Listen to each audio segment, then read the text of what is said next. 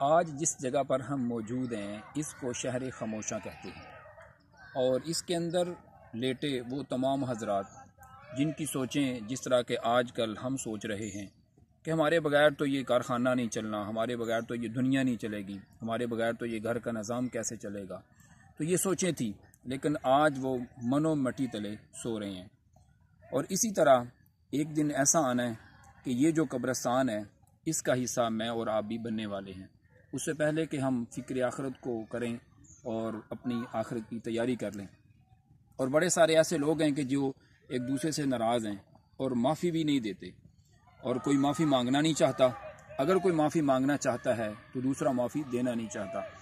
ہمارے ایک مولانا ہیں حاجی اظہر رضا اطاری صاحب، فرماتے ہیں کہ مجھے ایک بیٹے کی کال آئی تو کہتے ہیں کہ رونے دھونے کے بعد وہ مجھے کہتا ہے کہ میں حضرت صاحب اپنی اماں جی سے بار بار ریکویسٹ کر رہا ہوں کہ مجھے معاف کر دیں، لیکن میری ماں مجھے معاف نہیں کر رہی. تو فرماتے ہیں میں نے ان کو پھر کہا کہ بیٹا آپ میری طرف سے کہہ دیں کہ اماں جی مجھے معاف کر دیں. تو کچھ لمحوں کے بعد پھر اس بچے کی کال آ گئی تو وہ کہتا ہے کہ میں نے اماں جی سے آپ کی بھی بات کی ہے لیکن وہ مجھے معاف نہیں کر رہی.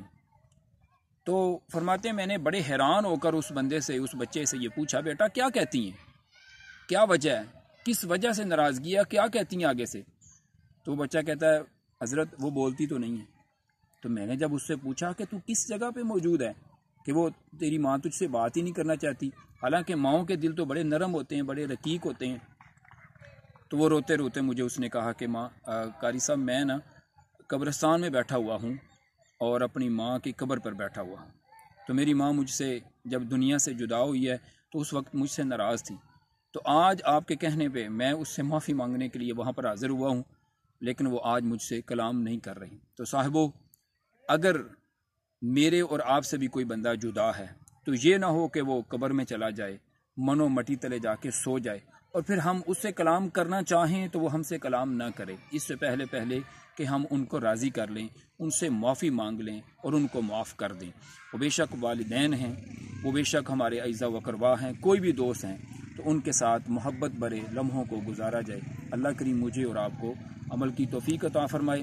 اور آپ یہ بات یاد رکھیں، اگر ہم نے کسی کو معاف کر دیا تو رب تعالیٰ بھی ہمیں معافی عطا فرما دیں.